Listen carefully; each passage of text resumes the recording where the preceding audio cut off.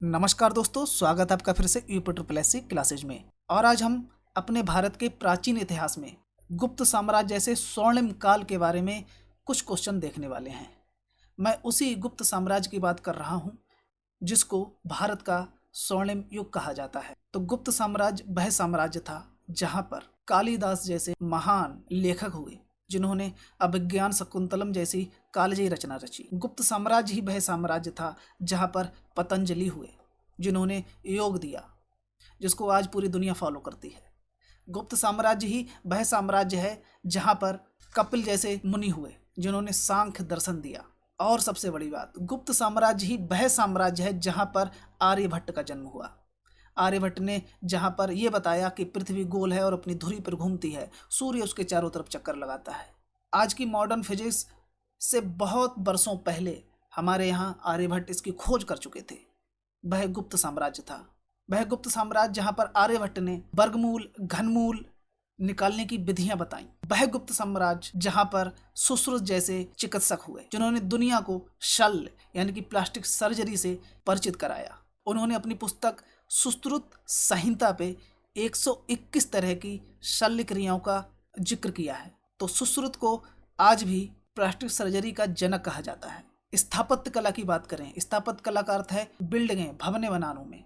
तो मंदिरों की बात करें तो विष्णु का दशावतार मंदिर जहाँ पर विष्णु जी शेषनाग की सैया पर सोए हुए हैं, वो गुप्त साम्राज्य में ही बनाया गया था। नालंदा विश्वविद्यालय गुप्त साम्राज्य की देन है जहाँ पर पूरी दुनिया से विद्यार्थी भारत पढ़ने आते थे। तो ये जो चैप्टर है गुप्त साम्राज्य, ये एक चैप्टर नहीं है, ये हमारा इतिहास है। तो इस साम्राज्य से हमेशा एक नया क्वेश्चन यूपी टेट में तो बनता ही बनता है, एसएससी में भी बन सकता है, सी टेट में, यूपी टेट, एआरओ आरओ। तो अब ज़्यादा टाइम वेस्ट ना करते हुए अब अपना सीधे क्वेश्चन पे चलते हैं। तो हमारा पहला क्वेश्चन है, गुप्त वंश का संस्थापक कौन था? घटोत्कच गुप्त, चंद्रगुप्त प्रथम, श्रीगुप्त, रामगुप्त। मैं आपको बताना चाहूँगा, गुप्त वंश की जब हम बात करते हैं तो आज से हम कम से कम 1800 वर्ष पूर्व की बात कर रहे हैं। 1800 वर्ष पूर्व भारत। और एक बात, भारतवर्ष का जिक्र गुप्त काल के ही किसी कालजी रचना में मिलता है। तो पहला क्वेश्चन है कि गुप्त वंश का संस्थापक कौन था? घटोत्कच गुप्त, चंद्रगुप्त प्रथम, श्रीगुप्त, रामगुप्त। तो इसका right option option C, Srigupta.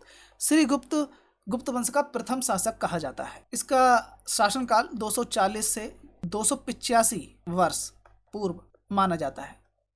तो हमारा अगला क्वेश्चन है, गुप्त वंश के किस शासक ने सर्वप्रथम महाराजाधिराज की उपाधि धारण की?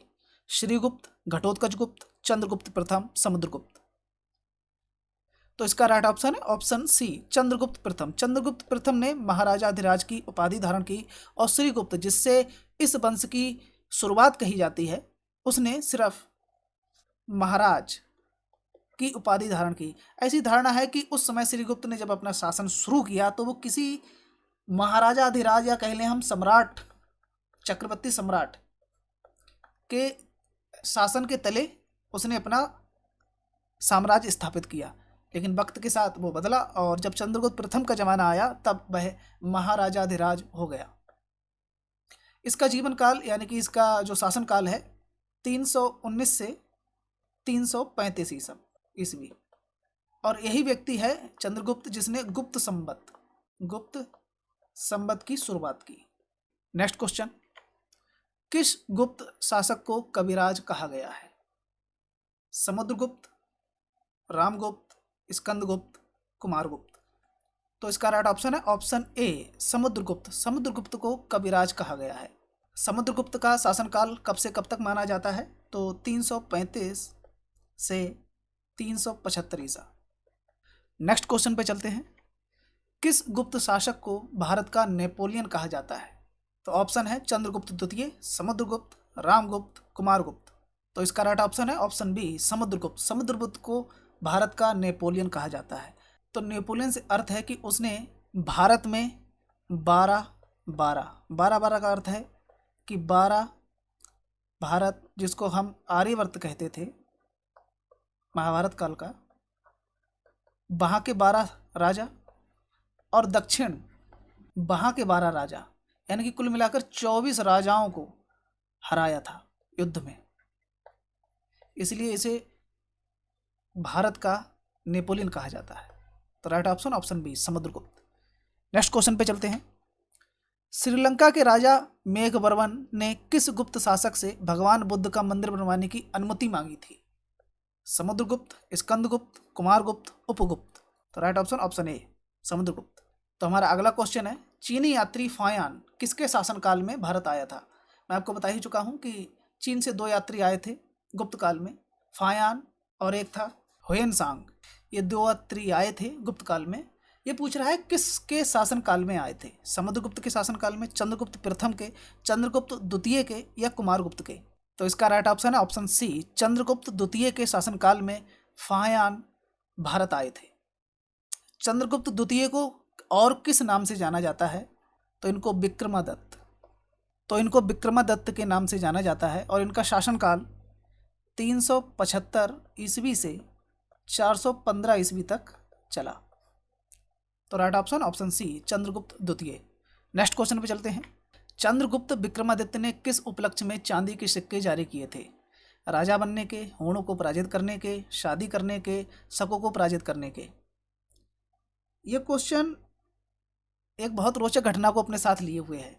हुआ ऐसा था कि समुद्रगुप्त, उनके एक पुत्र थे रामगुप्त और एक थे चंद्रगुप्त विक्रमादित्य। ये छोटे थे इनसे, तो गद्दी पर ये बैठे। अब ये बैठे तो शकों ने हमला कर दिया। शकों ने जब हमला किया ये हार गए। ये थोड़े गोलू राम थे, तो जब ये हार गए तो शकों ने एक शर्त रखी कि अपनी बीवी जिनका नाम था ध्रुव देवी, कि ध्रुव देवी को हमारे हवाले करिए। और ये गोलू राम मान भी गए कि अपनी बीवी को उनके हवाले करने भी जाए। फिर भाई जो हमारे चंद्रगुप्त विक्रमादित्य द्वितीय हैं, इनका माथा ठनका। तो पहले इन्होंने रामगुप्त को पेला, उसके बाद शकों को पेला और उसके बाद ध्रुव देवी से शादी की। तो इसका राइट ऑप्शन है शकों को पराजित करने के उपलक्ष्य में इन्होंने चांदी सिक्के जारी किए। वैसे शादी भी की तो इसके उपलक्ष्य में भी हो सकता है, और राजा भी बने तो इसके उपलक्ष्य में भी हो सकता है। हूण नहीं हो सकते, हूण का उस समय कोई जिक्र नहीं है। शकों को पराजित किया था। तो right option option D. Next question पे चलते हैं। गुप्तकालीन नवरत्न किस शासक के दरबार में थे? कुमारगुप्त, स्कंदगुप्त, समुद्रगुप्त, चंद्रगुप्त। तो इसका राइट ऑप्शन है ऑप्शन डी चंद्रगुप्त द्वितीय यानी विक्रमादित्य के राजभवन में नवरत्न रहते थे। कौन कौन से रहते थे तो मैं यहाँ पर लिख दे रहा हूँ। तो एक थे कालिदास, दूसरे नंबर पर धन्वंतरी, तीसरे पे थे छपड़क, चौथे पे थे अमर सिंह, पाँचवें पे शंकु, छठे पे बेताल भट्ट, सातवें पे घटकपर और आठवें पे वराह मिहिर और 9वें नवरत्न थे वरुचि। ये 9 नवरत्न थे किसके दरबार में? चंद्रगुप्त द्वितीय के। तो right option option D. Next question पे चलते हैं। निम्नलिखित में कौन सा कथन सत्य है? महरौली के स्तंभ लेख का संबंध चंद्रगुप्त द्वितीय से है। नालंदा विश्वविद्यालय की स्थापना कुमारगुप्त ने की थी। भारत पर हूणों का आक्रमण स्कंदगुप्त के समय में हुआ था। उपरोक्त में सभी। तो हमें सही कथन देखना है। महरौली के स्तंभ लेख का संबंध चंद्रगुप्त द्वितीय से है, बिल्कुल ठीक बात है। महरौली का जो लौह स्तंभ है उसका निर्माण चंद्रगुप्त द्वितीय के काल में ही हुआ है, और वो ऐसा लोहा है जो आज तक जंग नहीं खाया हुआ है। आपने उसके बारे में बहुत सी बातें सुनी हो। तो पहला ऑप्शन ठीक है, ए महरौली।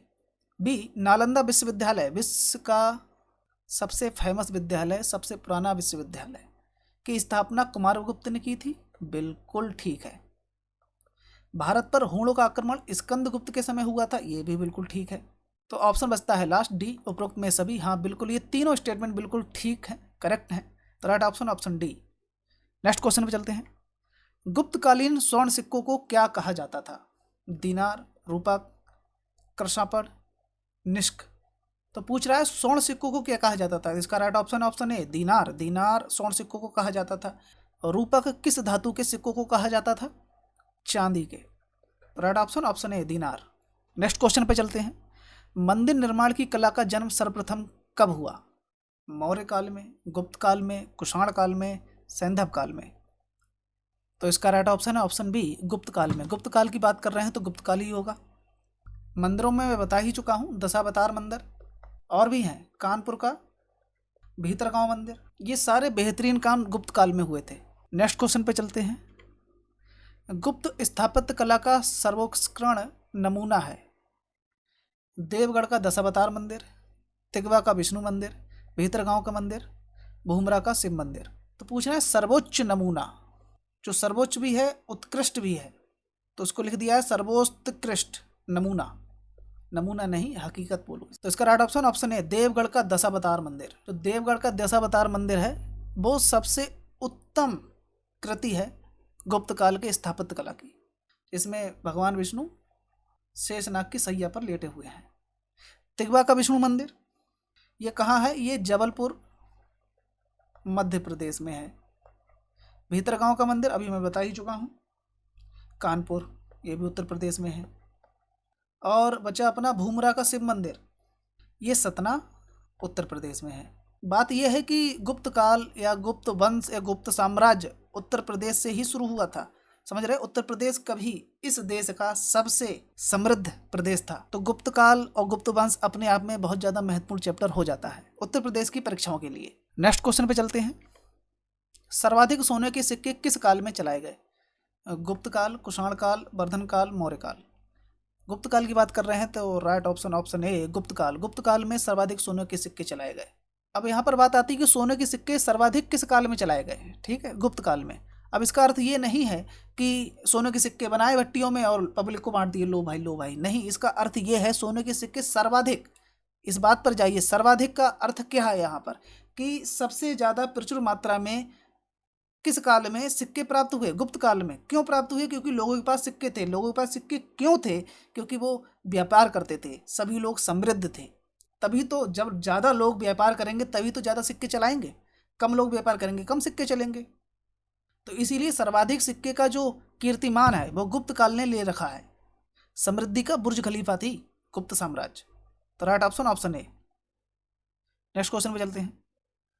तो यूपी टेट के हिसाब से देखिए इतना डीप नहीं पूछते, तो ऊपर ही ऊपर जो तैरते हुए क्वेश्चन है मुख्य बेसिक नॉलेज, क्योंकि यूपी टेट की परीक्षा में 10th लेवल का भी बंदा बैठता है तो उसी हिसाब से वो पेपर सेट होता है, तो उसी तरह से क्वेश्चन भी रखे जाते हैं। तो मैं भी उसी तरह के क्वेश्चन लेके आया था, बिल्कुल नॉर्मल क्वेश्चन जो बेसिक नॉलेज पर आधारित थे।